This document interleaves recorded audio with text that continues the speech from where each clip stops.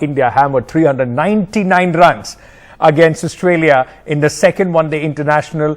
It is the three-match series which is going on. This is the second match. Shubman Gill, and Shreyas Iyer both smashed centuries, while the man who is now coming back to form, Surya Kumar Yadav, hit 4 sixes in a row in 1 over, and he was unbeaten when India sent, in fact, the quota of 50 overs was exhausted, and India sent Australia to bat first.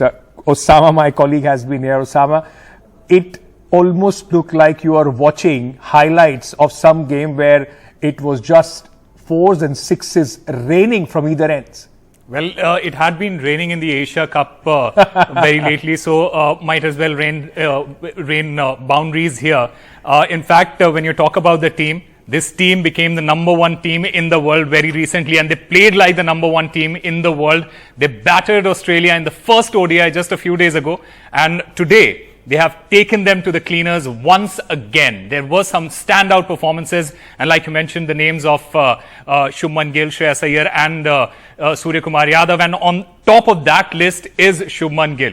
Shubman Gill was at his scintillating best as he powered his way through yet another century. In fact, Gill is now the leading run scorer in ODIs in 2023 with a whopping 1,230 runs in just 20 innings at an average of 72.35, while he has a strike rate of 105.03.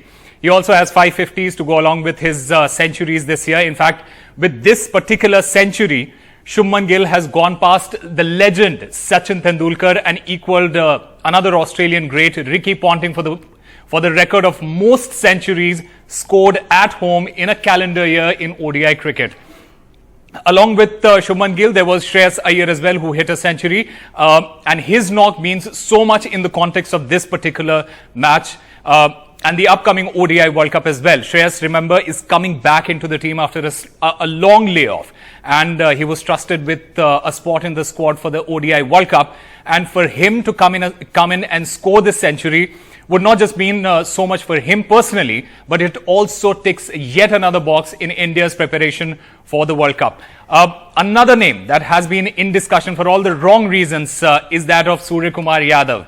Before this tournament, he averaged just 24 in ODIs, but he scored a half century in the first ODI and backed it up with a magical 71 today. And don't forget that over where he smashed 4 sixes in a row, and given the platform by Shreyas Iyer and Shubman Gill, he came in and played his natural game and showed us why he is the #1 batter in T20s. And for him to translate that form in ODIs, it is in fact an added bonus for Team India. Now, we will have to wait and watch whether he gets a place in the playing 11 for the opening match against the Aussies in the first match of the World Cup. But this is one problem of plenty that we certainly aren't complaining about.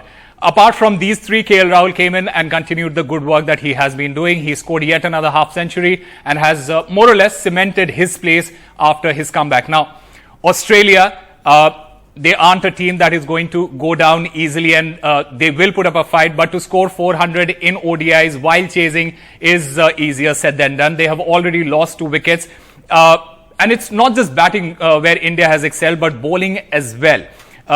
This is one area that India has shown so much promise. In fact, remember Bumrah, he has been fantastic after his comeback. Siraj, he dismantled Sri Lanka in the final of the Asia Cup. Shami got a 5-4 in the first ODI against Australia, and today Prasidh Krishna, he started by taking back-to-back wickets to put Australia in the corner. So looking at the bright side, this is looking bright for the men in blue as they are heading into the World Cup. There is a lot of expectations for India to lift the trophy after 2011, and going by the performances in the last month, these calls are only going to get louder.